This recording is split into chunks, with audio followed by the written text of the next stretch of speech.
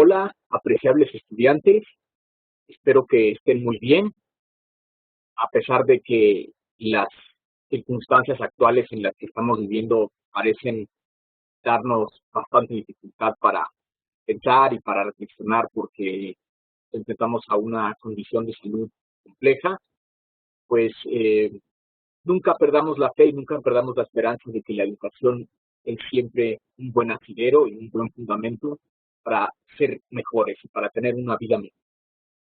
Y al respecto de esto, en esta cuestión de nuestra reflexión profesional de qué es lo que hace el pedagogo, qué es lo que hace el docente, quisiera que reflexionáramos sobre el primer texto escrito por la humanidad de la cual nosotros tengamos registro, que es, muy interesantemente, un texto pedagógico.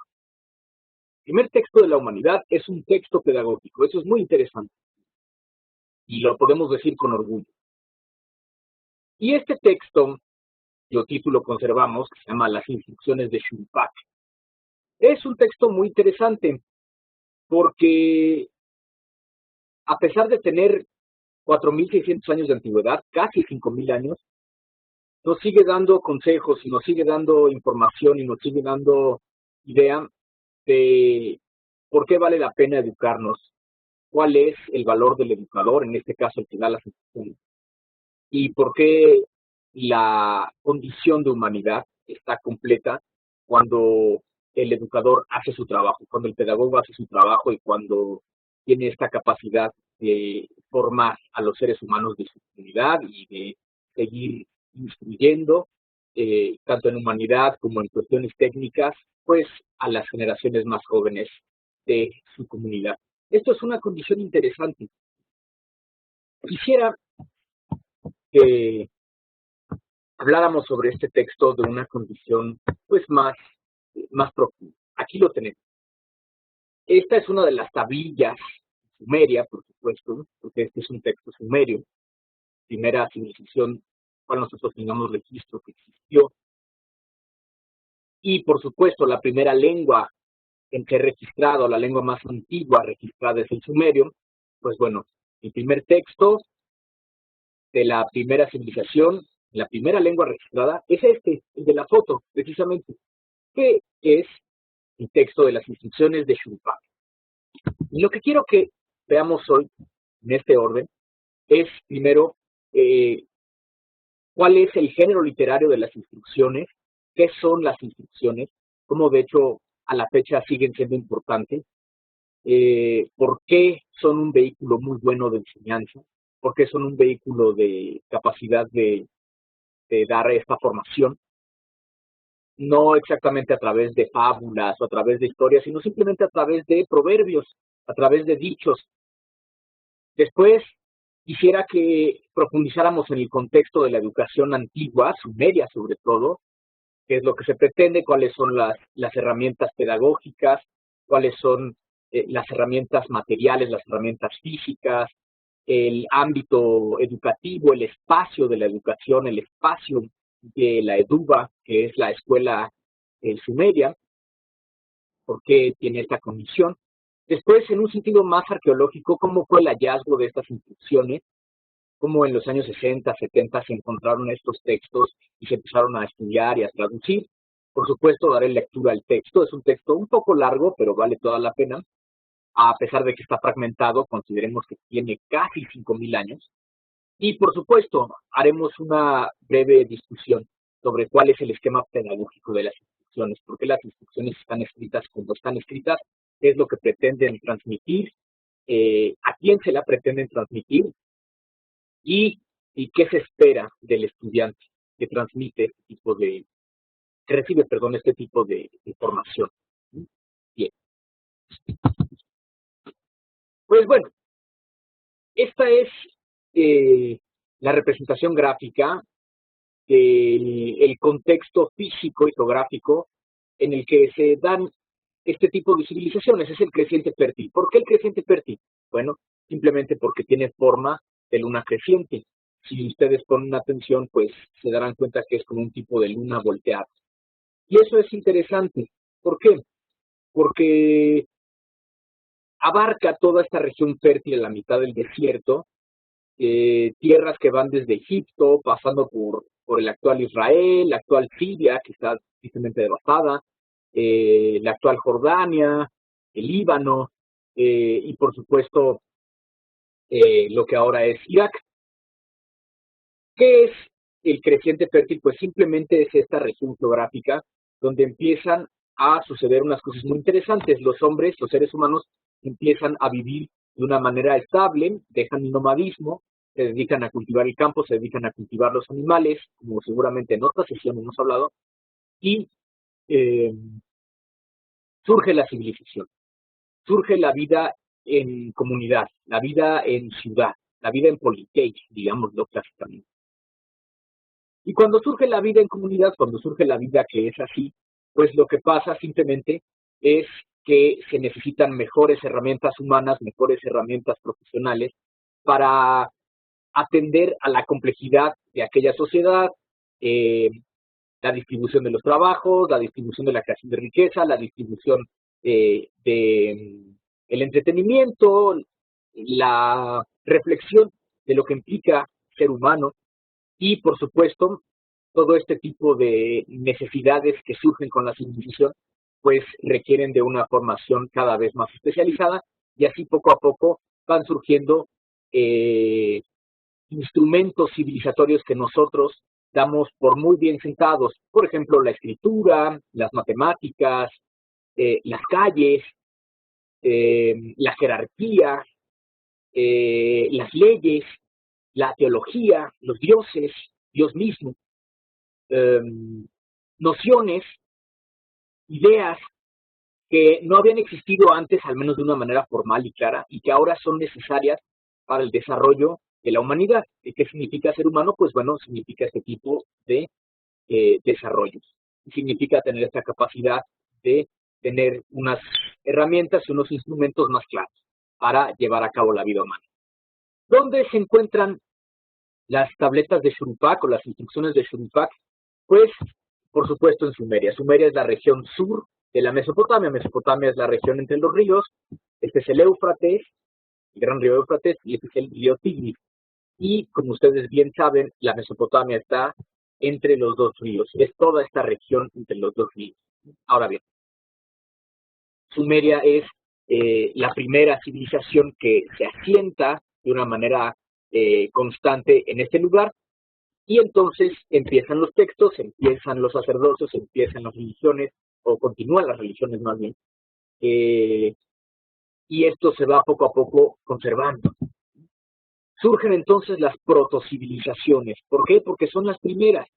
Tenemos aquí, por ejemplo, una imagen muy clara a la izquierda de la división de los trabajos y la división de las ocupaciones. Vean cómo hay gobernantes sentados en los tronos, cómo hay ganaderos, cómo hay pescadores, cómo hay cerveceros, y cómo la sociedad se hace cada vez más compleja, pero también se hace cada vez más, digámoslo así, más rica, tanto en riqueza material, granos, cerveza, aceite, carne, grasa, leche, quesos, etcétera, como también en riqueza inmaterial o en riqueza cultural o espiritual. Templos, poemas, pensamientos, eh, disputas, discusiones, filosofía. Surgen los primeros edificios, las primeras casas, los primeros instrumentos musicales, y entonces surge también la necesidad de la educación, de la satisfacción de la educación. ¿Por qué? Porque esto es simplemente el surgimiento de la civilización. La idea del dominio humano del cosmos. El cosmos es capaz de ser moldeado, sus fuerzas brutas o sus fuerzas físicas, sus fuerzas naturales son capaces de ser moldeables. ¿Para qué? Para que se haga fértil. El trabajo humano no es una cosa que esté nada más gratuitamente en el cosmos, sino que el trabajo humano fertiliza el cosmos, lo hace más excelente, lo hace más cargado de frutos. En función de este trabajo humano, por supuesto, surge ¿qué cosa? Pues la noción de orden y de racionalidad. que el mundo es comprensible. Los dioses son la garantía de este orden, de esta racionalidad. Aunque no estamos nosotros como seres humanos obligados a comprender todas las leyes cósmicas y mucho menos las leyes divinas. Simplemente el mundo es como es, los dioses, Dios es como es y no hay mucho más que hacer, simplemente está ahí. Por supuesto, en un sentido más práctico, pues surge la vida en las ciudades y en comunidad, se necesita un orden y una jerarquía, surge entonces la figura del gobernante o de la gobernante, como veremos al final. La figura del rey, la figura de la reina, del sacerdote, de la sacerdotisa, del, del escriba o la escriba, y cómo la sociedad va adquiriendo su finalidad, la felicidad, si todos hacen bien lo que se supone que hacen. Si si el ganadero cría bien a los animales, si el agricultor cultiva bien los campos, si el escriba contabiliza bien los graneros, si el rey imparte justicia, si el sacerdote aplaca a los dioses, o la sacerdotisa canta a las dioses. Hay entonces una noción de orden y de jerarquía política y eso conlleva una noción de excelencia, de qué es lo que me hace excelente como profesional, así como una noción de virtud, lo que me hace excelente como ser humano, que puedo pedir a todos los hombres o a todos los seres humanos y en general, y qué puedo pedir o qué puedo pedirme a mí como un profesional muy particular o dedicado a una condición muy clara. Vean entonces pues, la finura de este tipo de representaciones artísticas, porque también nace el arte en esta condición estética. Surge la arquitectura, la pintura, la escultura, la música, la literatura, que veremos que es el vehículo en el que se monta la pedagogía, o en el que se monta este pensamiento pedagógico para subsistir y para llegar a las siguientes generaciones. Desde siempre van unidas pedagogía y literatura. Siempre lleva un contenido moralizante la literatura, pero no llega a ser muy atractiva si no está bellamente escrito, si no está escrito en un poema.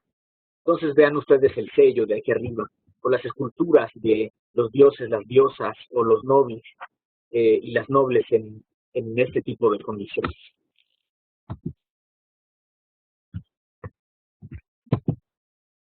Ahora, ¿qué son las instrucciones como género literario? Pues la antigüedad cultivó muchos tipos de literatura. Ustedes saben que hay muchos géneros. Por ejemplo, entre los géneros antiguos destacan pues el género épico, contar las grandes historias de los grandes héroes, o la épica cosmogónica, que es una variedad, contar las grandes historias de los dioses al principio de la tierra y del tiempo y del cosmos.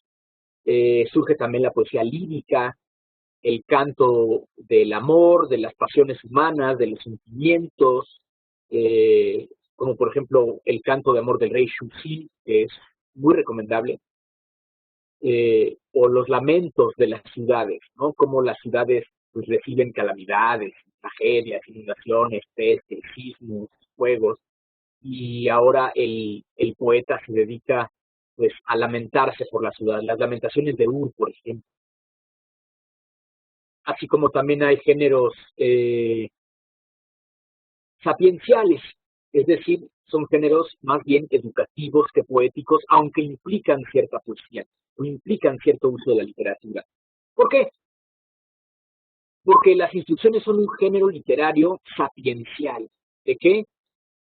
Esto viene del latín, sapiens, el sabio, pretende engendrar sabiduría.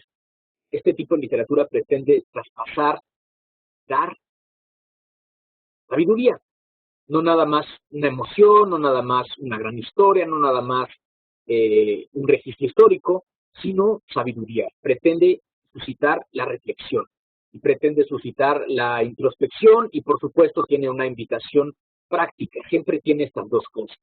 Número uno, tiene esta capacidad de reflexión, suscitar la reflexión.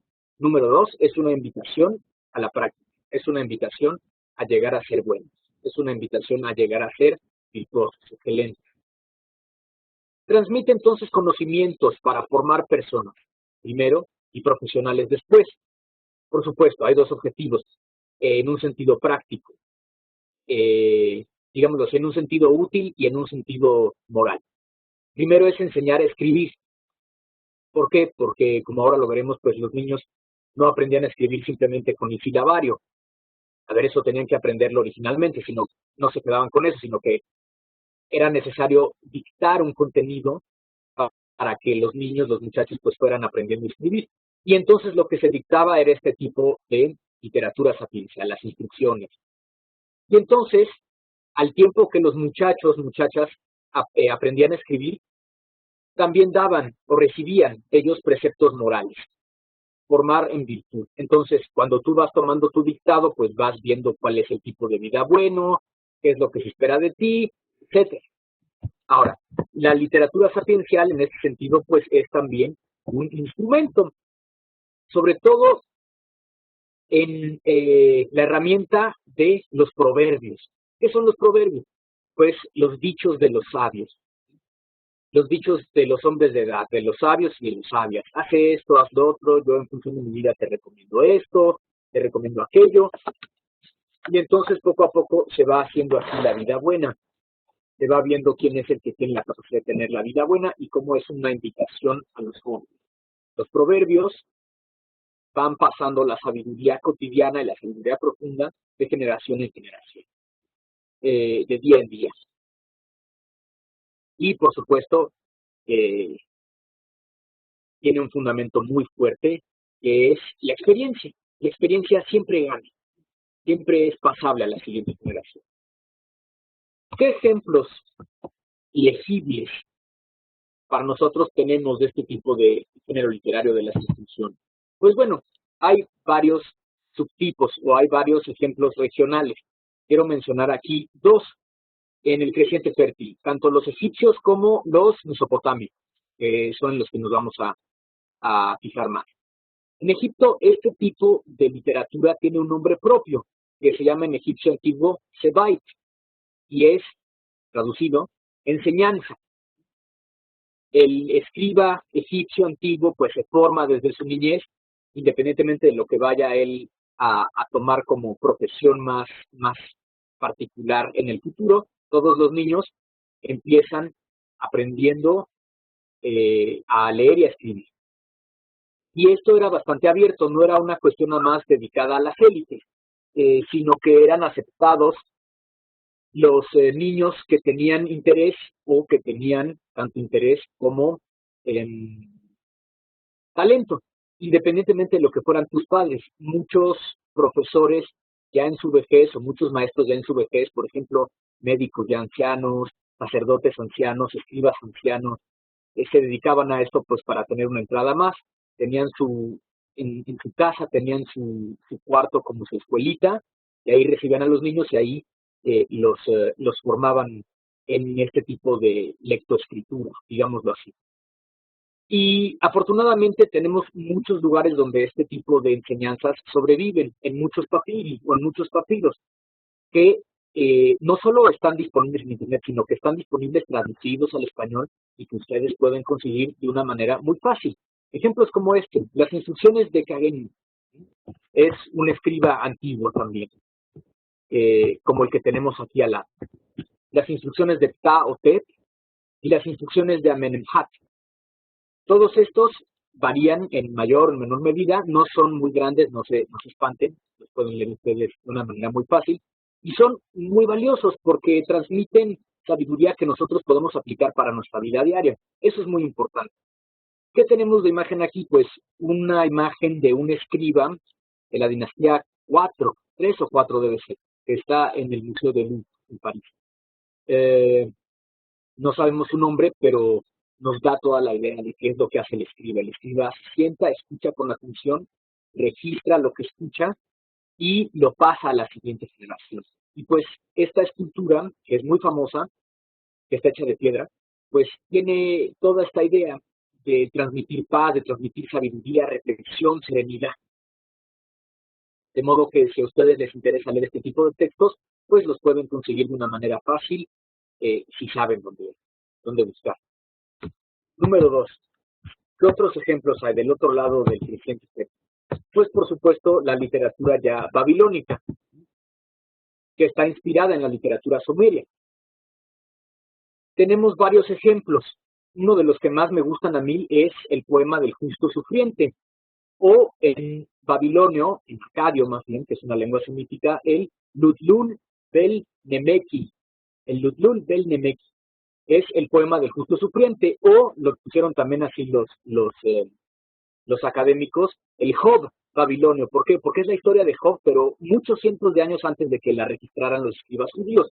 ¿Por qué? Pues porque los judíos al vivir en esta región del mundo, pues tenían este tipo de cultura, sabían bien este tipo de historias, y ellos también lo asumieron en su propia identidad judaica. ¿De qué habla el poema del justo sufriente? Pues esto es un hombre muy justo, al cual los dioses simplemente castigan sin motivo para probarlo, y entonces el justo resiste, y cuando resiste, se hace virtuoso, no pretende entender, sino que simplemente lo acepta y lo asume, y al final de cuentas los dioses lo curan y lo premian, con más de lo que había perdido. Otro ejemplo, la Teodicea Babilonia. También cómo surgen los dioses, tanto una teogonía como una teodicea. Un ejemplo de esta teogonía es el Enuma Elish, que también tiene una condición de origen sumerio. Esperamos como estos mitos o estos relatos, más que mitos, de la creación del mundo, del árbol del bien y del mal, de la inundación, el diluvio, del hombre que hace un barco y se salva a él y a su familia y a los animales. Todos estos vienen de esta condición cultural común que es mesopotámica. Y por supuesto también los diálogos del pesimismo, como es una reflexión más filosófica que nos invita no a ser pesimistas, sino a ser realistas y decir, bueno, a ver, ¿qué es lo más valioso? No te preocupes por lo efímero, no te preocupes por lo que se va pronto, sino que preocúpate por las cosas más importantes. La felicidad eterna, la virtud, la consistencia de vida, la congruencia, la unidad de vida, ese tipo de cosas. Y aquí pues tenemos una imagen que es más bien evocativa de esta condición. Igual y ustedes identifican aquí el código de Hammurabi, que también se conserva en el Louvre. Vale. Un ejemplo, otro tercer ejemplo de esto que a nosotros nos queda más cercano. ¿Por qué? Porque mientras todas estas literaturas se perdieron en algún punto, porque los jeroglíficos egipcios dejaron de ser comprendidos, nadie los entendió durante ¿cuántos te gustan? Unos 1400 años, nadie los entendió durante todo ese tiempo, hasta Champollion, que los descubrió, y de Babilonia, pues peor, porque ni sabíamos que existía el sumerio y ni sabíamos cómo hacerlo hasta más o menos los 40, 50, donde sobrevive para nosotros, importante, esta literatura sapiencial, pues bueno, en los textos bíblicos, sin duda alguna. ¿Por qué? Porque los judíos, que eran un pueblo errante en aquel tiempo, hasta que se hacen con su reino en Judá, en el actual Israel y en el actual Palestina, pues están a caballo entre las dos tradiciones, entre lo egipcio y entre lo mesopotámico. Entonces ellos lo asumen, por supuesto lo ponen en su propia identidad judaica, en su propia identidad monoteísta sobre todo, en un solo Dios, y lo graban en la Biblia o en la Torá, o simplemente en el Tanaj, que es la Biblia hebrea.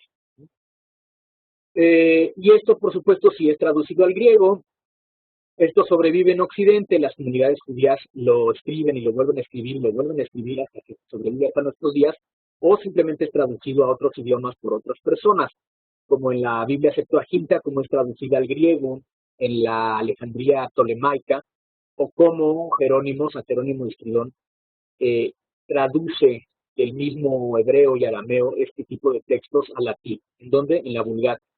Y todo este tipo de textos, pues a nosotros no son muy conocidos, tanto así que podemos ir a nuestra Biblia y leerlos cuando nosotros queramos.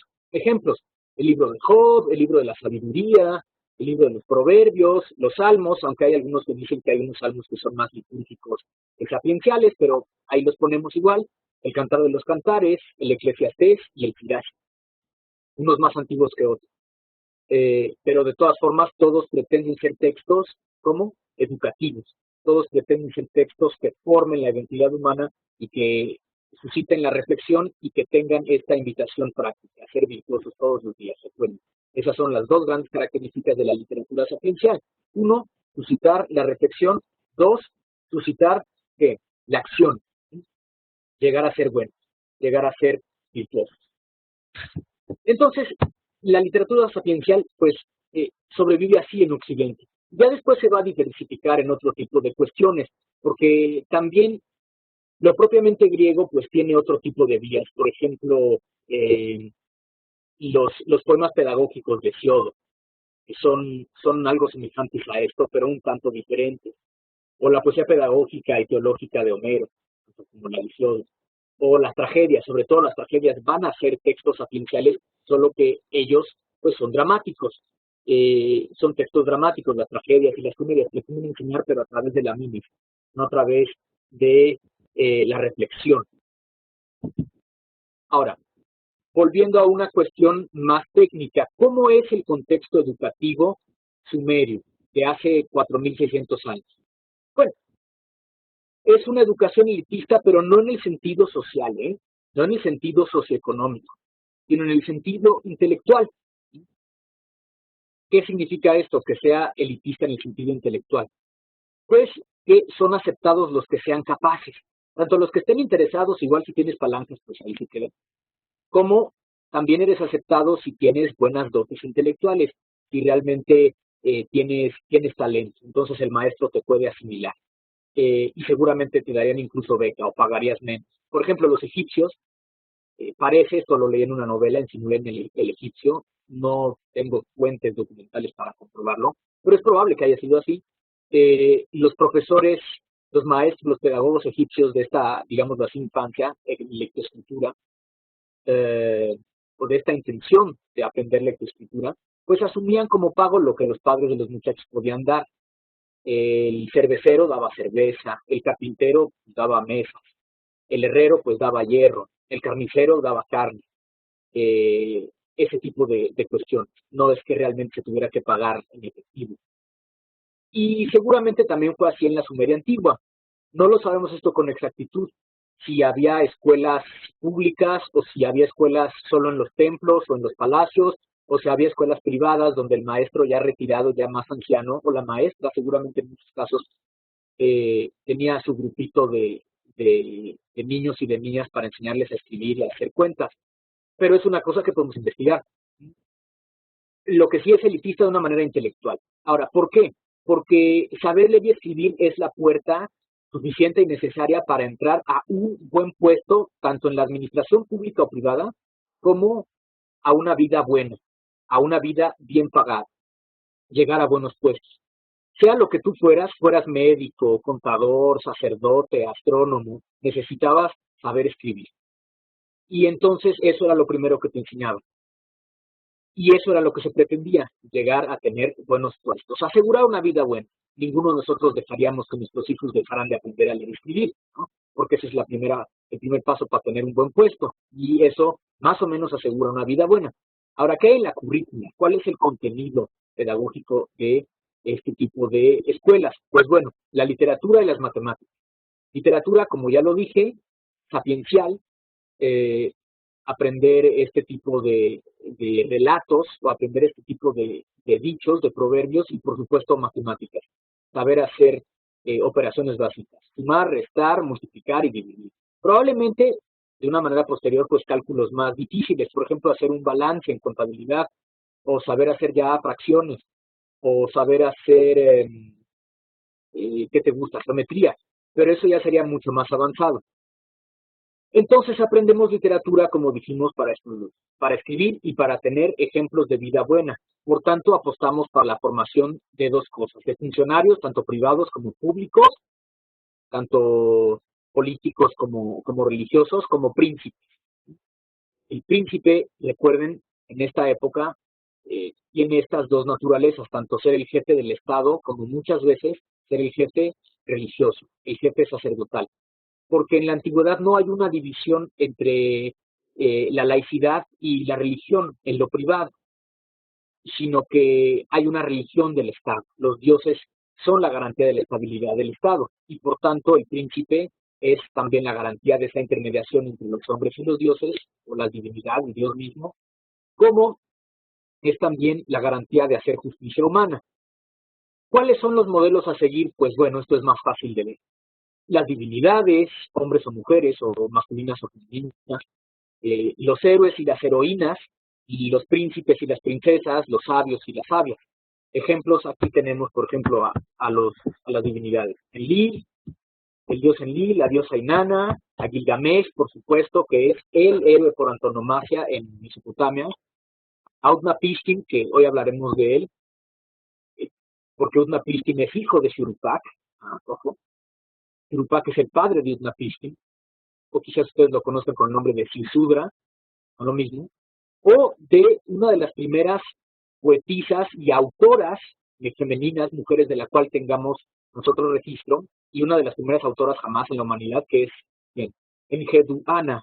Enkidu Ana fue la primera poetisa, la primera pensadora, de la cual nosotros tengamos registro en poner su nombre como una autora mujer en un texto, jamás en la historia de la humanidad, y esto me parece brillante.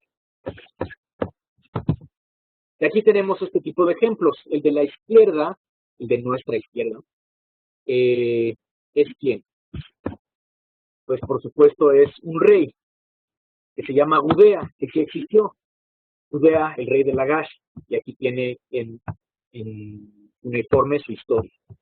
Y aquí de este lado, ¿quién está? Pues Gilgamesh, que vean que tiene como una vara y un león porque ha dominado a la naturaleza. Es el ejemplo del hombre que tiene esta capacidad de dominar la naturaleza. ¿Cómo es el espacio educativo de la antigua Sumeria? Pues ya lo decíamos, se llama Eduba.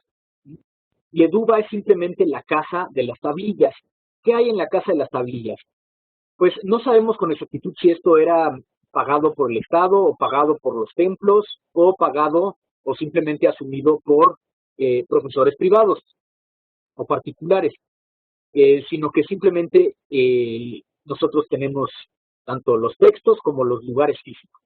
¿Qué hay? Pues hay un espacio, los niños se sientan, los muchachos llegan y se sientan, ellos traen sus útiles, sus tablillas de barro, ahora las veremos, sus estiletes, sus punzones de hueso, de caña, de madera, de lo que fuera, y el profesor, el maestro, lo que hace es dictar, enseñar los símbolos silábicos, eso, representan sílabas, cada símbolo es una sílaba, como en chino, y después, cuando los muchachos ya van agarrando cada vez más, pues más maestría, va empezando a dictar y corrige los textos y corrige a los muchachos y así poco a poco los va formando. Esta es una imagen pues más simple, pero aquí tenemos una que me gusta más, que es más concisa. ¿Por qué? Porque es más fiel a la realidad, o como seguramente fue esto en la realidad. Sí hemos recobrado en Sumeria o en este tipo de lugares este tipo de espacios pedagógicos donde hay muchas bancas de mampostería, como las que vemos ahí, donde se sientan los estudiantes, y después el profesor, el maestro, va corrigiendo los errores o va a, revisando las tareas, los trabajos de los muchachos ahí. Cómo se sientan en grupo o en pareja y cómo van grabando en su tablilla de barro las instrucciones, el dictado que está dando el profesor. Y lo que vemos aquí abajo es, esta cesta, pues es esto, es un recipiente con barro, porque como el soporte donde está escrito el texto es simplemente barro, es barro, pues no puedes volver a borrar como con una goma sobre el papel, o no puedes poner corrector como con una pluma, con tinta, sino lo que haces es simplemente aplanar, y si necesitas más barro, pues de ahí lo puedes tomar, puedes formar tu tablilla, y es conveniente tenerla siempre fresca para que no se seque. Si se seca, pues ya necesitarás una nueva y tienes que empezar de cero. Entonces hay que tener fresco el texto, tener fresca la tablilla para que no se endurezca y para que no te castiguen o para que no te regañen. Eso sí, tenemos registro de que los profesores babilonios, sumerios, mesopotámicos eran muy disciplinados y disciplinantes. Si alguien se portaba mal, pues órale, castigo. Si alguien hacía ruido, si alguien no escribía bien, si alguien llegaba tarde, pues había sanciones más o menos serias. Y eso es importante mencionarlo porque junto con esta condición del contenido, del modo y de los instrumentos de la educación, también va la disciplina de la educación. Cómo vamos a educar no solo a escribir, sino a ser virtuosos. Y entonces los muchachos salían muy bien formados de este tipo de condiciones pedagógicas, de la EDUBA, de la Casa de las Tablillas. Aquí tenemos un ejemplo más cercano de cómo se ven este tipo de tablillas, de cómo se ven este tipo de cosas. Vean, por ejemplo, esta es una tablilla pues de lo mismo, el mismo texto, de las instrucciones de Shuruppak. Vean ustedes cómo hay como viñetas, como cuadrículas. ¿Por qué? Pues porque cada oración va dentro de esa viñeta, dentro de ese cuadrito. Y entonces así no te perdías, era más fácil tomar dictado y era más fácil escribir. Vean también cómo la del centro, la imagen del centro es más completa, está más redonda, se aplica a la mano. Por supuesto, si se te acababa la tablilla, lo que tú hacías era, pues, tomar una tablilla nueva.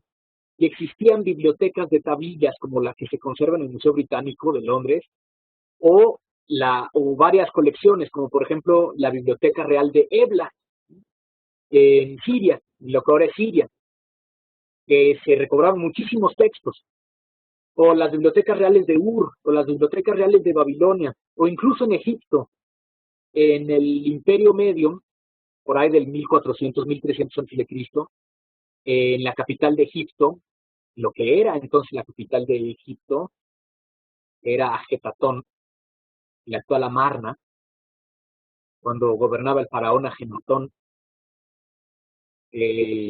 cambió los dioses, ustedes saben, y seleccionó un único dios para darle culto público, y evolucionó el culto en el Antiguo Egipto, pues también tenía su biblioteca, pero no de papiros como podríamos esperar en Egipto, sino en tablillas, y esto es muy inusual. ¿Por qué? Pues porque lo que se encontró ahí en la Biblioteca Real de Amarna, cartas de Amarna, se llaman así, son la correspondencia del rey, los reyes, hay de varios mil, con los reyes locales, tanto de los reyes de Egipto, la correspondencia de los reyes de Egipto, los faraones, con los reyes locales, de Siria, de Libia, de Mitanni, de Sumeria, o de Babilonia más bien. Y estaban escritas en acadio, que era la lengua diplomática de aquel tiempo. Entonces, como venían de aquel lugar de Mesopotamia, y era más fácil escribirlas por su propio formato en tablillas, pues entonces se conservaron así, en tablillas, no en papiros, a pesar de que se hayan encontrado en Egipto, este caso particular. Ahora, las tablillas, además de tener una maleabilidad más fácil, además de que son más fácilmente corregibles, de que son muy baratas en extremo, pues porque están hechas de tierra, tienen una ventaja mejor, que es que cuando hay una calamidad o una destrucción, pues no se terminan tan fácilmente como el papiro o el pergamino. ¿Por qué? Porque si hay un incendio, lo que pasa simplemente con las tablillas es que se cosen como un pedazo de traste, como un jarro, y resisten más el tiempo, resisten más el paso del tiempo.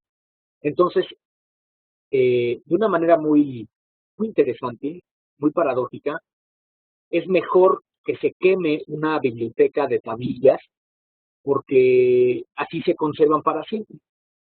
Y entonces es así como las hemos conservado. ¿Dónde se encontraron las instrucciones de Shuruppak? En una ciudad cuyo nombre moderno, o un lugar cuyo nombre moderno es Abu Salabik, que nosotros la vemos aquí, a la mitad del río Éufrates. Que no sabemos cuál era su nombre antiguo. Hay varias posibilidades, pero los académicos no se ponen de acuerdo. Lo que sí sabemos es esto, es que floreció entre el 2600 a.C.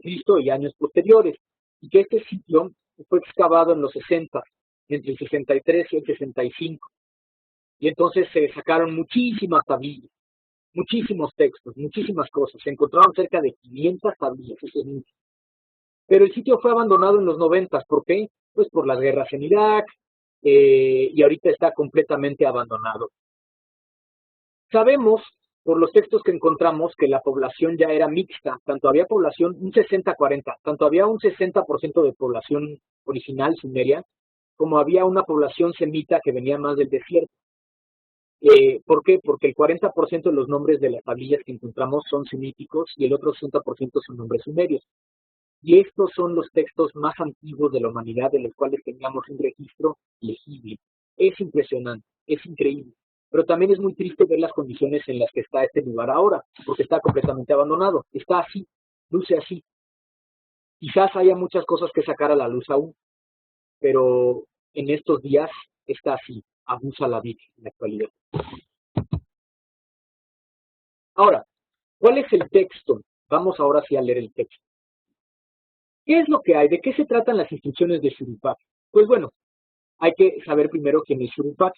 Shurupak es un rey y tiene un hijo, aquel rey Shurupak, y aquel hijo es muy importante.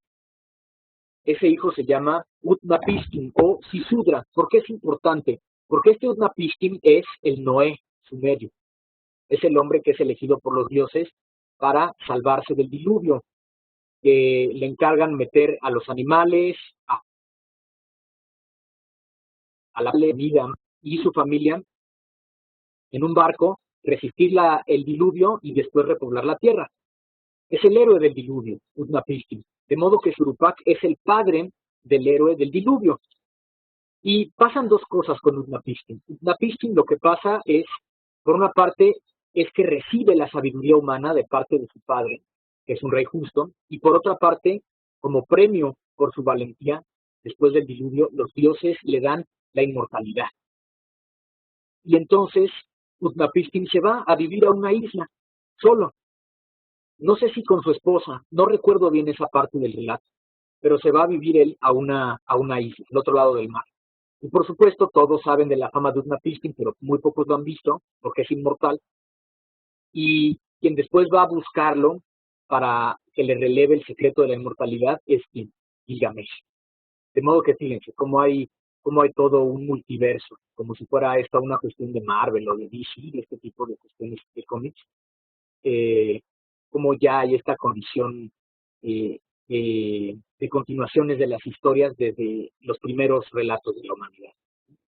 La historia de Gilgamesh y la historia de Utnapishtim y de Shuruppak se juntan, son la misma. ¿Ah? Y entonces la historia de Gilgamesh, cómo va a buscar a Utnapishtim el secreto de la inmortalidad, pues se cuenta en la epopeya de Gilgamesh. Pero la precuela de esta epopeya, que es la epopeya del, del diluvio, es la historia del diluvio, y de hecho la precuela de esa precuela es este texto, que son las instrucciones de Shuruppak, que da a su hijo, pues Shuruppak, se las da a su hijo Utnapishtim.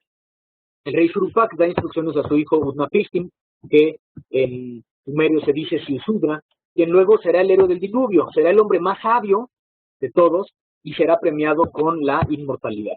De modo que ahora sí voy a pasar a leer el texto. Ojo, este texto que voy a leer, pues está tanto en sumerio como en español. Por supuesto, yo no voy a leer el sumerio, yo no sé sumerio, pero sí vamos a leer la traducción al español. ¿Por qué? Pues porque ahí está lo que hay que leer, ahí está lo que hay que saber. Pero permítanme,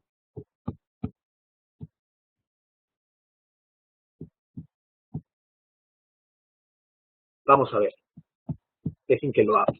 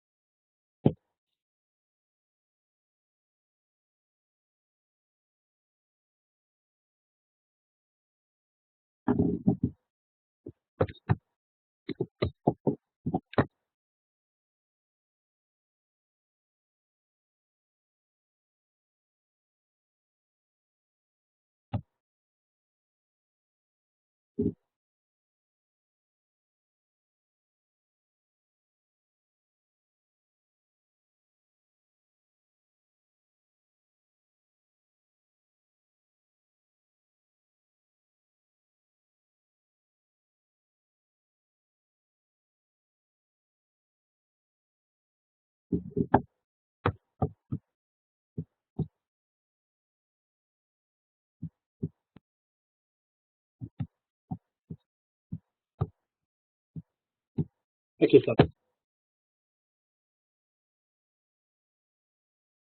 Vale, leo. Ojo, hago esta advertencia. Como este es el texto más antiguo de la humanidad, pues hay que saber que está despostillado en muchos lugares y por tanto es un texto muy fragmentario. Ahora, es también un texto con otro totalmente distinto contexto cultural. Nosotros ya no vivimos en el campo, esta gente sí.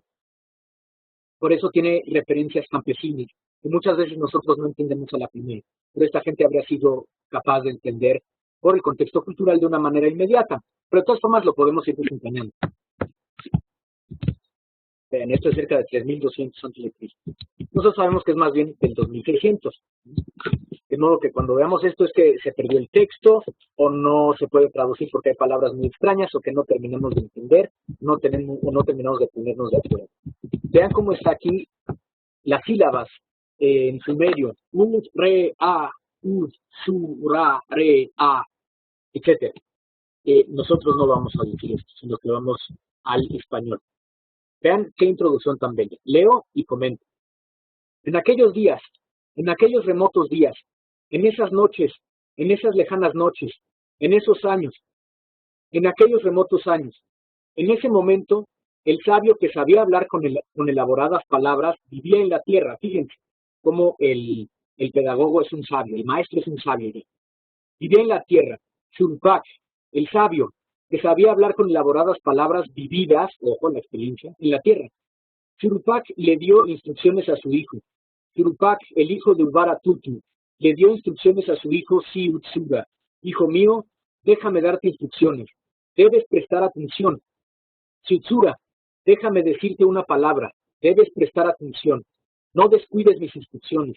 No transgredas las palabras que hablo. Las instrucciones de un anciano son preciosas. Debes cumplir con ellas. Y empiece. Ojo. Después de la introducción, que hay varias porque el texto es fragmentario, hay digámoslo así, al menos tres partes en que tiene esta invitación a la sabiduría. Tienen después los consejos tanto cotidianos, técnicos, como prácticos. Fíjense ustedes, si uno es cotidiano, si otro es práctico, lo pueden ustedes notar. Por ejemplo, no debes comprar un burro que rebuzna, él dividirá tu estómago. A nosotros no lo entendemos claro, pero los sumerios sí. Fíjense, no debes ubicar un campo en una carretera, no debes arar un campo en una carretera o un camino, no debes hacer un pozo en tu campo, la gente le causará daño para causarte daño a ti, es decir, cuida tu propiedad de los envidiosos. No debes colocar tu casa junto a una plaza pública, siempre hay una multitud allí, siempre hay gente chismosa. Aquí es común la presencia del chismoso, ¿por qué? Pues porque desde entonces es detestable o es indeseable al menos, el que siempre está vigilando a su vecino a ver qué hace. No debes dar fe por alguien, ese hombre tendrá poder sobre ti, porque puede abusar de tu confianza. Y tú mismo no debes dejar que alguien te respalde, ese hombre te despreciará. Si después él te hace un favor a ti, pues siempre te lo va a echar en cara. No debes hacer una inspección a un hombre, la inundación te lo devolverá, es decir, no juzgues gratuitamente, porque después ese juicio temerario puede devolverse. No debes vagar en torno a donde hay una pelea, no debes dejar que la disputa te convierta en testigo. Fíjate, aléjate de las peleas. No debes verte tú mismo en una pelea. No debes causar una pelea. Te metes en problemas gratuitamente. La puerta del palacio, aléjate de una pelea. No debes tomar otro camino. Aléjate de las puertas del palacio porque siempre están abiertas. Siempre hay gente que te va a decir que te dio. No debes robar nada. No debe, se perdió a ti mismo. No debes entrar en una casa. Si no es tuya, por supuesto. No debes desear el cofre del dinero. Fíjense, qué bello. El siguiente. Un ladrón es un león, pero después de ser capturado será un esclavo. Claro, el que hace cosas malas cuando no lo agarran, pues parece que es casi un héroe, parece que es un animal salvaje, que tiene mucho poder. Pero cuando lo agarran, cambia sus características, se convierte en un hombre sin libertad, será un esclavo. Hijo mío, no deberías cometer robo, no debes cortarte con un hacha, es decir, sé hábil con tus instrumentos de labranza. No debes hacer de un hombre joven el mejor hombre, es decir, no solo porque alguien sea joven significa que sea el mejor. No debes, y se perdió a ti mismo, no debes jugar con una joven casada, la infamia puede ser grave. No te prestes a las malas lenguas, al qué dirán, a los malentendidos. Hijo mío, no debes sentarte solo en una habitación con una mujer casada. ¿Por qué? Porque es ponerte a ti mismo en peligro, y es poner en peligro lo que los demás piensen de ti. No debes elegir la pelea, no debes deshonrarte a ti mismo, no debes mentiras, no debes alardear, y entonces tus palabras serán de confianza. No debes deliberar por mucho tiempo. ¿Por qué? Pues porque si estás mucho tiempo pensando, al final de cuentas no vas a definir nada. Ese es el problema. No puedes soportar miradas. No debes comer alimentos robados con nadie, un ladrón. No debes manchar tu mano de sangre. Después de que hayas deshecho los huesos, se te hará restaurar el buey, se te hará restaurar las ovejas. Incluso si robas y escondes para que nadie sepa que robaste, alguien se va a enterar. Y no solo eso, sino que además te va a ir muy mal porque vas a tener que retribuir y seguramente pagar una multa. No debes hablar de manera inadecuada, después supondrá una trampa para ti. No debes esparcir tus ovejas por pastos desconocidos. ¿Por qué? Porque no son tuyos. Puede comerse el pasto de alguien que sea distinto de ti, te puede meter en un problema. Cuida tu propiedad. No debes contratar el buey de alguien para un incierto. Un seguro significa un viaje seguro. Eso es difícil de entender porque no está completo. No debes viajar durante la noche. Puede ocultar el bien y también el mal. Sé precavido. No debes comprar un asno salvaje, te durará solo hasta el final del día. ¿Por qué? Pues porque un asno salvaje, como no está domado, en cuanto vea la oportunidad, se va a escapar. Nosotros, cómo lo pondríamos? No debes comprar un auto barato solo porque sea barato. Seguramente tiene algo, no te va a durar. No debes comprar cosas de mala calidad. ¿Por qué? Porque vas a perder tu inversión, vas a perder tu dinero por más barato que sea. Lo barato sale caro. Nosotros diríamos en nuestro tiempo. Claro, el sumerio lo entiende en su medio de transporte o en su medio de vida, que es un asno salvaje. Que por cierto, los primeros en uncir carros a cierto tipo de quinos, que no fueron los caballos, sino los burros salvajes, los asnos salvajes, fueron los sumerios. No debes tener relaciones sexuales con tu esclava, ella te devorará. ¿Por qué? Por la diferencia de posición social, y ella te lo echará en claro. Claro, por supuesto, el sumerio está asumiendo que la esclavitud es legal, nosotros no. No debes maldecir con fuerza, retornará a ti de alguna u otra manera. No debes extraer agua que no puedas alcanzar o agarrar, te debilitará. Nosotros tenemos uno muy semejante. Agua que no has de beber, déjala correr. O no te sofoques tratando de alcanzar lo que de hecho no puedes asumir. Lo que no es para ti, no es para ti, ya. No te sientas triste tampoco por eso. No debes ahuyentar a un deudor, se volverá hostil hacia ti y entonces te va a insistir más con que le pagues. No debes establecer tu hogar junto al del hombre arrogante. Hará que tu vida sea como la de una esclava. No podrás ir a ninguna otra vivienda sin que te digan, ahí va, ahí va. No vivas cerca del chismoso, del metiche. ¿Por qué? Pues porque todo el tiempo va a ser para tu vida una molestia. No debes deshacer él, que perdió, de la cerca de caña del jardín. Restáuralo, restáuralo. Ellos te dirán. Supongo que esto va por una cuestión de la propiedad ajena. Si tú rompes algo con tus manos que no sea tuyo, pues te van a seguir insistiendo en que lo repares. No debes proporcionar comida a un extraño. No se debe acabar con una pelea. A nosotros esto nos parece un tanto inusual, pues porque estamos educados para ayudar a los extraños, pero no entiendo por qué el sumerio dice que es. Hijo mío, no debes usar la violencia, no debes cometer violación en la hija de alguien, la corte sabrá de ello, los jueces sabrán de ello. No hagas el mal, alguien se va a enterar, siempre tiene sus consecuencias el que hace el mal. No debes ahuyentar a un hombre poderoso o fuerte, no debes destruir el muro exterior, esto es el muro exterior de la ciudad, ¿por qué? Pues porque es de todos.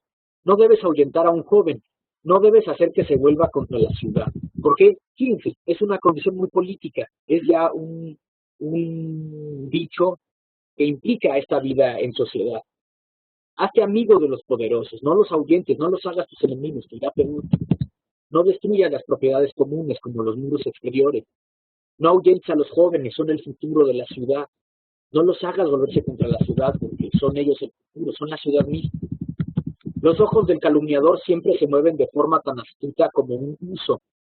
Nunca debes permanecer en su presencia. No se debe permitir que sus intenciones tengan efecto sobre ti. No te preocupes de los que hacen el mal. Ya tendrán su merecido.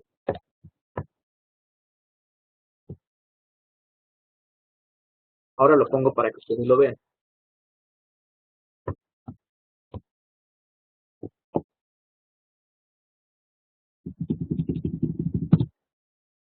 Fíjense, no debes presumir en cervecerías como un hombre engañoso. Entonces tus palabras serán de confianza. Es decir, cuando dejes de hacer esto. No fanfarronees cuando hayas bebido. Simplemente modérate. Y no digas fanfarronadas cuando hayas bebido cerveza, porque eso hacen los hombres engañosos. Habiendo alcanzado el campo de la virilidad, cuando te conviertas en hombre, no debes saltar con la mano. El guerrero es único. Solo él es igual a muchos. Es decir, no te compares. Utu es único. Solo él es igual a muchos. Con tu vida siempre debes estar del lado del guerrero. Con tu vida siempre debes estar del lado de Utu. Siempre debes estar del lado del que puede favorecerte, del que es fuerte. Pero también del que es fuerte en el sentido de que es valeroso, en el sentido de que es templado. Sigo. Surupak, vean la segunda. Número 2. Surupak le dio estas instrucciones a su hijo. Surupak, el hijo de Ubara Tutu, dio estas instrucciones a su hijo Siutsura. Una segunda vez, Surupak le dio estas instrucciones a su hijo. Surupak, el hijo de Ubara Tutu, le dio instrucciones a su hijo Siutsura. Hijo mío, déjame darte instrucciones. Debes poner atención. Siutsura, déjame decirte una palabra. Debes prestar atención. Fíjate cómo está invitando al discente, al que está siendo formado, al educando, y lo está invitando a que preste atención. Debes prestar atención, no descuides mis instrucciones.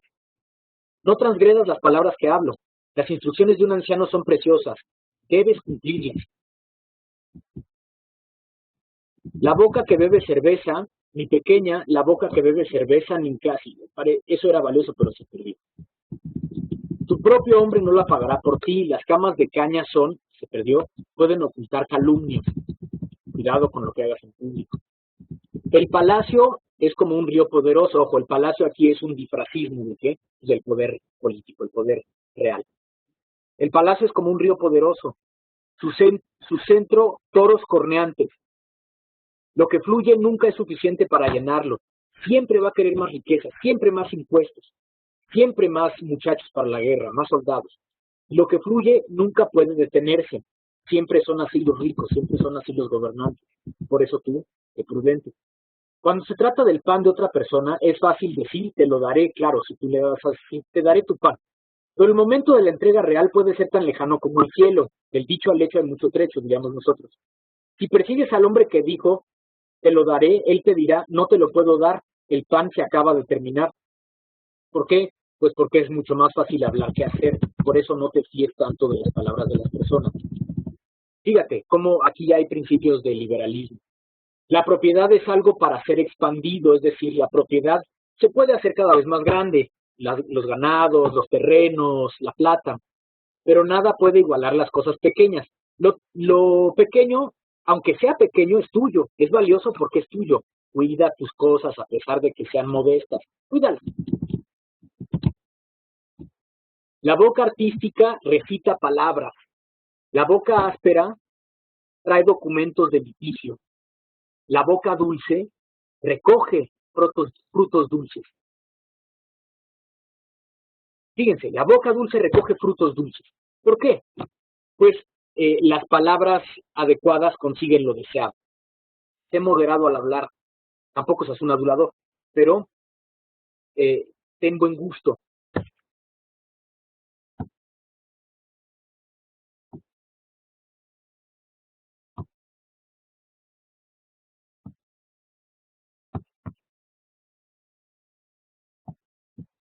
Bien.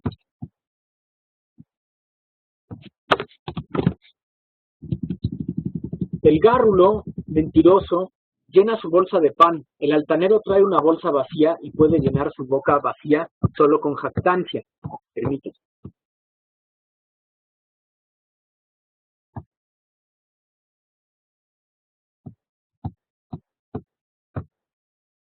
Vuelvo a poner la pantalla.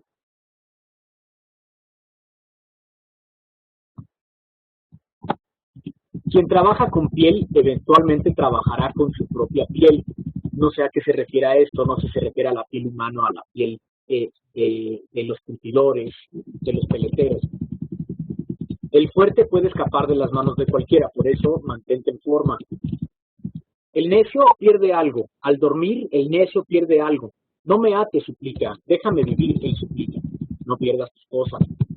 Los imprudentes decretan los destinos. El descarado acumula cosas en el regazo de otro. Soy tal que merezco admiración. Es decir, no dependas de la fama de los demás para hacer tu vida. No acumules riquezas en el regazo de los demás porque se quedará en el regazo de los demás.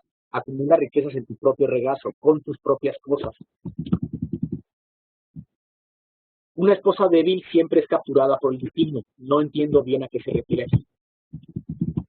Si contratas a un trabajador, él compartirá la bolsa de pan contigo. Él comerá contigo de la misma bolsa hasta terminarla. Entonces dejará de trabajar contigo diciendo, tengo que vivir de algo y servirá en el palacio. Es decir, no esperes que todo el mundo se quede contigo siempre porque cada uno tiene su propia libertad. Por más que tú le des de comer, ellos pueden hacer lo que ellos quieran. Dile a tu hijo que venga a tu casa. Dile a tu hija que vaya a los cuartos de las mujeres. Fíjense cómo aquí hay cierto sexismo, de que tu hijo pues venga a tus cosas.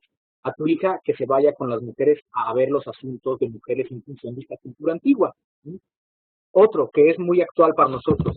No debes juzgar cuando bebas cerveza por cuestiones evidentes. No debes preocuparte excesivamente por aquello que abandona la casa. Lo que se fue, y no es tu problema, que se vaya. El cielo está lejos, la tierra es lo más precioso. ¿Por qué? Porque da frutos. Pero es con el cielo como multiplicas tus bienes, la lluvia y los dioses. Y todas las tierras extranjeras respiran bajo él, por eso sea agradecido, sé cultivador del suelo, pero también del cielo, es decir, ten agradecimiento con los dioses. En el momento de la cosecha, en el momento más inestimable, recolecta como una esclava y come como una reina, es decir, trabaja duro y después disfruta mucho. Hijo mío, recolectar como una esclava, comer como una reina. Así es como debe ser. Nosotros lo diríamos de otra manera, pero es esto. Trabaja duro y después goza profundamente. La Sagrada Escritura lo pone en términos distintos en los Salmos. ¿Se acuerdan? Dice, al ir con la semilla, al ir irán llorando, plantando la semilla. Al regresar, cantando vendrán con sus gavillas llenas de trigo. Es decir, hay que trabajar duro y una vez que hayas trabajado duro tienes derecho de gozar como una reina. Quien insulta solo puede lastimar la piel. Los ojos codiciosos, sin embargo, pueden matar. El mentiroso gritando se desgarra la ropa. Los insultos proporcionan consejo a los malvados. Hablar arrogantemente es como un absceso, una hierba que enferma el estómago. Mis palabras de oración traen abundancia. La oración es agua fría que enfría el corazón. Solo insultos y palabras estúpidas reciben la atención de la tierra. Pero recuerda, tú pon atención al cielo. No digas cosas indebidas, no hables arrogantemente, habla dulcemente al contrario. Vean, esta condición de formar el carácter, tanto en el trabajo, como en la resiedumbre, como en las pruebas, como también en la amabilidad. Tercera vez, Shurupak le dio estas instrucciones a su hijo. Shurupak, el hijo de Ubaratutu, dio estas instrucciones a su hijo Siutsura. Una tercera vez, Shurupak le dio instrucciones a su hijo. Shurupak, el hijo de Ubaratutu, le dio instrucciones a su hijo Siutsura. Hijo mío, déjame darte instrucciones. Debes prestar atención. Siutsura, déjame decirte una palabra. Debes prestar atención. No descuides mis instrucciones. No transgredas las palabras que hablo. Las instrucciones de un anciano son preciosas. Debes cumplirlas. Vean, aquí se quedó en inglés. You should not beat a farmer's son. He has constructed your embankments and beaches. No debes golpear el hijo de un granjero. Él ha construido tus canales y tus zanjas. Entonces, sea agradecido. No pretendas que los demás te deben algo o son inferiores a ti simplemente porque tú eres más rico, porque te ha ido mejor en la vida. No seas prepotente, diríamos nosotros. No debes comprar una prostituta, es una boca que muerde. No debes comprar un esclavo nacido en casa, es una hierba que enferma el estómago. No debes comprar un hombre libre, él siempre se apoyará contra la pared y no hará nada. No debes comprar una esclava del palacio, ella siempre será el fondo del barril, es decir, no está hasta abajo. ¿Deberías capturar a un esclavo extranjero de las montañas o deberías traer a alguien de un lugar donde sea extranjero? Hijo mío, entonces él te echará agua donde el sol salga y él caminará delante de ti. Él no pertenece a ninguna familia, por lo que no quiere ir a su familia, por eso se quedará contigo. Él no pertenece a ninguna ciudad, por lo que no quiere ir a su ciudad. No puede llamar a la puerta no puede entrar. No hará contigo, no será presuntuoso contigo. Fíjense cómo está esto para una ciudad esclavista, qué tipo de esclavo es el que hay que, dirían los sumerios, el que hay que conseguir. Hijo mío, no deberías viajar solo hacia el este, tu conocimiento no debe, un hombre colocado en otro nombre, no debes apilar una montaña sobre otra. Ojo, no debes agarrarte siempre o montarte siempre en la fama de los demás. El destino es un banco húmedo, puede hacerte resbalar, cuidado. El hermano mayor es ciertamente como un padre, la hermana mayor es ciertamente como una madre. Escucha por lo tanto a tu hermano mayor y deberás ser obediente a tu hermana mayor como si fuera tu madre. No debes trabajar usando solo tus ojos, no multiplicarás tus posesiones usando solo tu boca, es decir, pon las manos a la obra, no solo contemples o no solo hables. Lo que hace falta es que llegar a la fertilidad con el trabajo, llegar a poner las manos en la práctica, llegar a la fertilidad ejercitándolo todos los días el trabajo. El negligente arruina a su familia. La necesidad de comida hace que algunas personas asciendan hasta las montañas, pero también trae traidores y extranjeros, ya que la necesidad de alimentos también derriba a las personas desde allí. Todos somos humanos. Una pequeña ciudad proporciona a su rey un becerro. Una gran ciudad cava la parcela de una casa. Es decir, independientemente que vivamos en ciudades pequeñas o grandes, podemos cooperar entre nosotros, tanto para el rey como para entre nosotros mismos. Está bien equipado. El pobre inflige todo tipo de enfermedades al rico. El hombre casado está bien equipado. El soltero hace su cama en un pajar. El que desea destruir una casa seguirá adelante y destruirá la casa. Es decir, el que te quiera hacer mal realmente te hará mal. El que la quiera levantar irá adelante y la levantará, pero también el que quiera hacer el bien lo conseguirá a base de esfuerzo y de persistencia. Al agarrar el cuello de un buey enorme puedes cruzar el río. Al avanzar al lado de los hombres poderosos de tu ciudad, hijo mío, ciertamente ascenderás. Fíjense cómo es el pensamiento de los dichos, los disfrazismos, las analogías. Cuando traes a una esclava de las colinas, ella traerá consigo el bien y el mal. Lo bueno está en las manos, el mal está en el corazón. El corazón no abandona lo bueno, pero el corazón tampoco puede dejar ir el mal, como si fuera un lugar acuoso. El corazón no abandona el bien. La maldad es un almacén, siempre está ahí. Que el barco con el mal se hunda en el río, que su bolsa de agua se rompa en el desierto. Un corazón que ama mantiene a una familia, un corazón que odia destruye a una familia. Tener autoridad, tener posesiones y ser firme son poderes primordialmente divinos. Debes someterte a los respetables, debes ser humilde ante los poderosos. Hijo mío, entonces sobrevivirás frente a los impíos. ¿Por qué? Porque después seguramente te harás fuerte y podrás llegar a ser virtuoso como los que te antecedieron. Fíjense esto, no debes elegir una esposa durante una fiesta, su interior es ilusorio, la estás viendo en un contexto que no es normal, que no es cotidiano, su exterior es ilusorio, la planta de ella es prestada, el lapislázuli en ella es prestado, la joyería en ella es prestada, la joyería en ella es prestada, el vestido de ella es prestado, la prenda de lino sobre ella es prestada, con nada es comparable. ¿Por qué? Porque no es un buen momento, están todos enfiestados y en ese tipo de condiciones no es estable. Por eso no te dejes impresionar. No debes comprar un toro, no debes comprar un toro vicioso, un agujero en la valla de tu ganado, o hará un agujero en la valla del ganado. Es decir, no debes meter en tu círculo de amistades o de familia a alguien que sea dañoso, pernicioso para ti, porque hará una valla hará un hoyo en ese cerco o en esa cerca y te hará el mal, perderá lo que tú has ganado, te hará perder lo que tú has ganado, si es violento, si es vicioso. Se nombra una mujer confiable para una buena familia. No debes comprar un burro en el momento de la cosecha. Un burro que come lo hará con otro burro. ¿Por qué? Pues porque necesita comer. Conténtate con lo que tienes.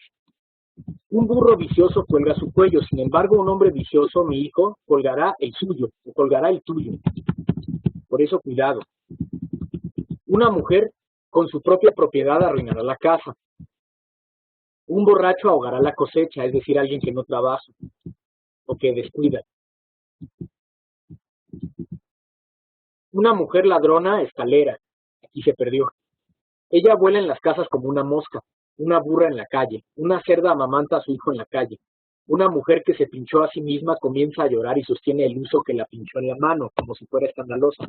Ella entrará en cada casa, ella mirará todas las calles, ella sigue diciendo fuera, ella mira a su alrededor, de todos los parapetos ella jadea donde hay una pelea. Casarse cuyo corazón odia, hijo mío, un corazón que rebosa de alegría. Se perdió como para que lo podamos ver nosotros. Nada debe ser valorado, pero la vida debe ser dulce. No debe servir a las cosas te deben servir, hijo mío. Fíjense cómo esto es cotidiano, esto es completamente adecuado para nosotros. No debes grano, son numerosos, se perdió. No debes abusar de una oveja, de lo contrario darás a luz a una hija. No debes tirar un trozo de tierra en el cofre del dinero, de lo contrario darás a luz a un hijo. No entiendo el contexto religioso en el que esto se da, pero seguramente tiene su propio contexto. No debes secuestrar a una esposa, no deberías hacerla llorar. El lugar donde la esposa es secuestrada vamos a correr en círculos diciendo, oh mi pie, oh mi cuello, déjanos con las fuerzas unidas, haz el arco poderoso. También es demasiado contextual. No debes matar a él es un niño nacido no debes matar como no debes atarlo. Fíjense, las amas de crianza en los cuartos de las mujeres determinan el destino de su señor. Es decir, desde el momento de su nacimiento, en que un niño empieza a ser educado, se empieza a formar.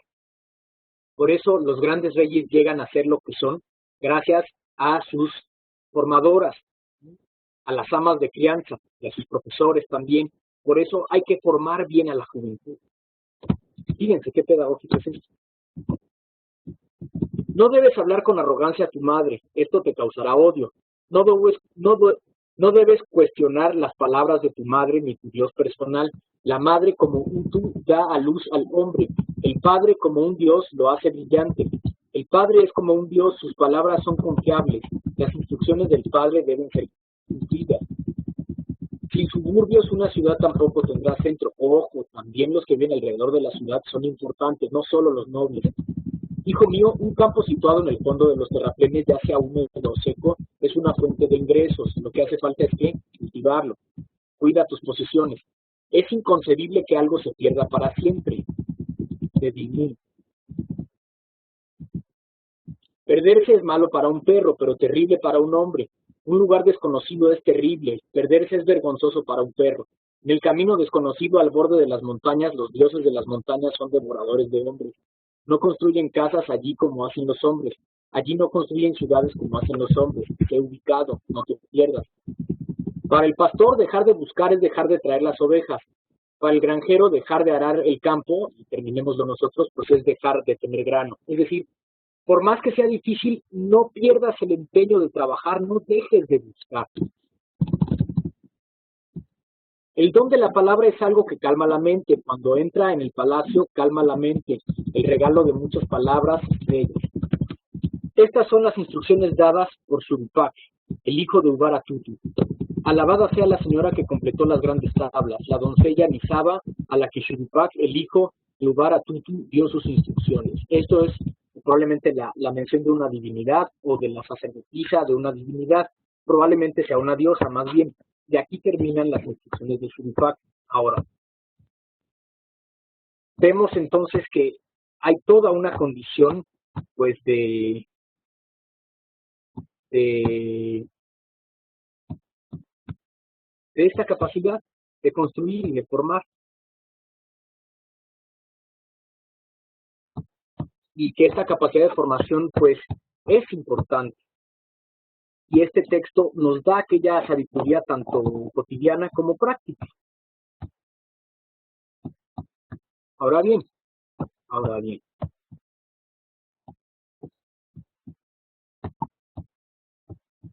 ¿qué es lo que tenemos entonces? Pues simplemente unos preceptos que son cotidianos, evitar lo imprudente, seguir lo sabio, los preceptos prácticos de la acción, ¿para qué? Para llegar a ser virtuoso, el uso de la moderación, el respeto a los reyes, a los poderosos, a los padres, a las maestras, a los maestros. Seguir los ejemplos de las personas buenas, como los que acabamos de mencionar, hay que ser como los sabios y evitar ser como los malhechores. El conocimiento de sí mismo, no te compares, y la formación política, en la prudencia y la participación. Ahora bien, junto con este tipo de textos sucedieron también la participación primera de las primeras mujeres que tengamos nosotros registros como pedagogas y como poetisas y como escribas en la historia, como Enhedu Ana, que es este personaje de aquí, está aquí, este es uno de sus sellos, y aquí la vemos, que se dedicó también a hacer poesías a diosas como Inanna, y también tuvo la capacidad de hacer poesía y de formar. Vean entonces todo lo que podemos aprender si ponemos atención a los primeros textos educativos de la humanidad, cómo de hecho seguimos en la misma línea, incluso se han pasado casi 5.000 años, seguimos en la misma tarea y en este sentido seguimos la tradición pedagógica, formativa, histórica de los primeros sabios, las primeras sabias que se dedicaron no solo a escribir, sino también a ser formadores, a ser verdaderamente unos buenos pedagogos para la virtud de su pueblo.